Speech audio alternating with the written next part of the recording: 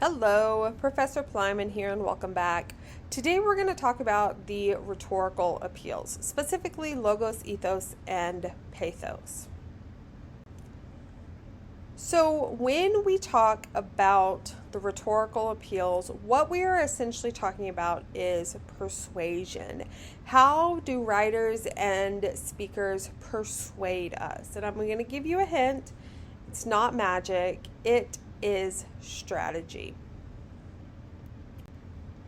So the strategies of persuasion are called rhetorical appeals. Every persuasive message tries to convince an audience, and writers do this by appealing to logos, ethos, and pathos. And really effective arguments use all three. And we're going to talk about what logos, ethos, and pathos are. So logos is the appeal to logic. Logos persuades through facts, statistics, research, evidence, examples, reasoning. When you're looking at logos, a good guiding question is this: does this argument make sense? So for example, if I said seatbelts reduce the risk of injury by nearly 50%, so everyone should wear one. You're going to ask yourself, where does this statistic come from? Do I agree with it? Does this statistic make sense? Is 50% reduction in injury worth everybody wearing a seatbelt? We're really going to get in there and we're going to look at the logic of a comment. The next rhetorical appeal that I want you to be very familiar with is ethos. So ethos is an appeal to credibility. It's the same root word as like our word ethics, but it has more to do with how much we trust the speaker or the author. So ethos persuades the audience to trust the speaker. And this credibility comes from a bunch of different things. It can come from experience, expertise, reputation, fairness, honesty. When you are reading something and you are evaluating ethos, you're going to ask yourself, should I trust this person? So for example, if somebody said to me as a pediatrician with 20 years of experience, in relation to a health concern about a child, I would be like, okay, this person has been doing this for a while. A pediatrician is a doctor. They have a medical degree, right? There's going to be a level of credibility that comes with something like that. And then the last rhetorical appeal that we're going to talk about today is pathos. Pathos is an appeal to our emotion. Pathos persuades us by making us feel something.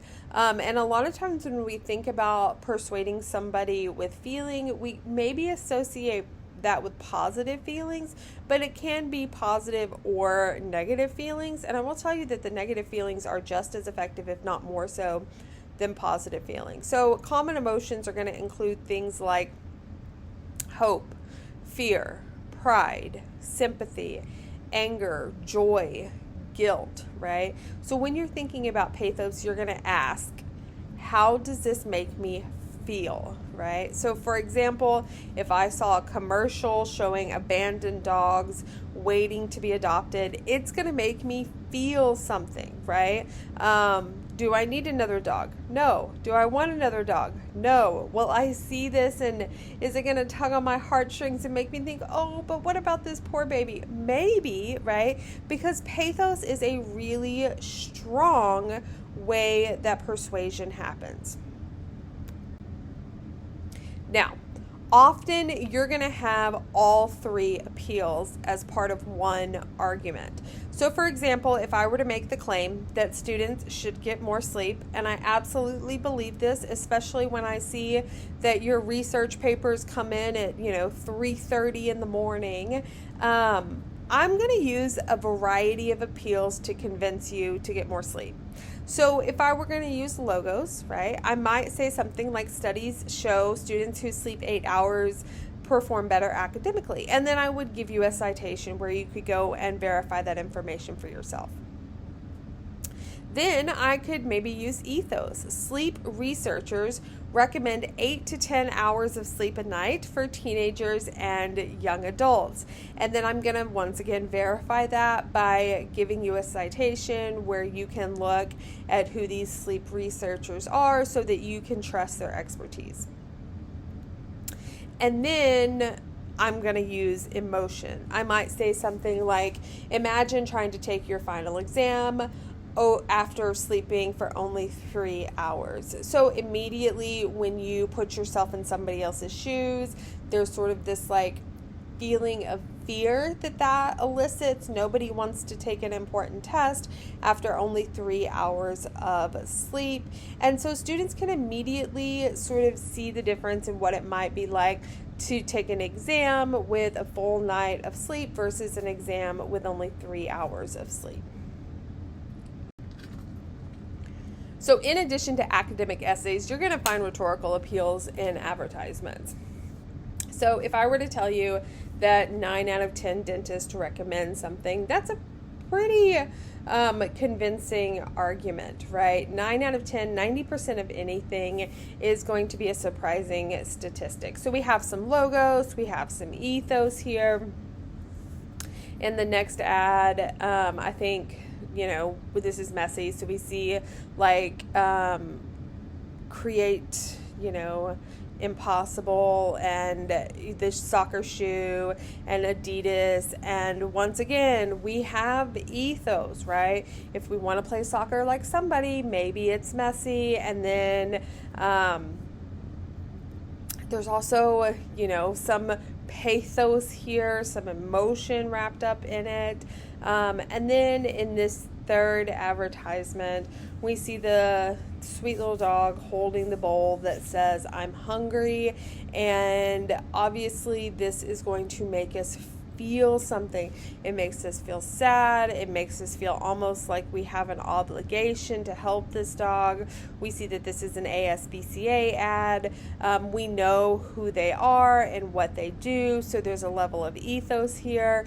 So you can kind of see these rhetorical appeals pop up in everyday life. And a lot of times advertisements, things like that, will have a combination of all three. So for example, I popped onto a website of a charity called Beds for Kids. And some of the things that I found from their website was that they've served in the communities for 40 years, right? They're established. They have relationships with the community. They've been doing this for a while. They have the credibility needed to go in and serve community members. I found a lot of donations, a lot of statistics. 95% of donations go directly to programs. That's a pretty convincing statistic, right? 95 is a fairly high percentage. And then we have pathos, right? This idea that every child deserves a safe place to sleep. Great persuasive writing usually combines appeals. It's not one or the other. It is a combination of all three of them. So, which appeal is the strongest? Well, the answer is there really isn't one. It depends on your audience, your purpose, your topic. Sometimes logic wins. Sometimes it's emotion. Sometimes it's credibility. But the best arguments usually have a balance of all three.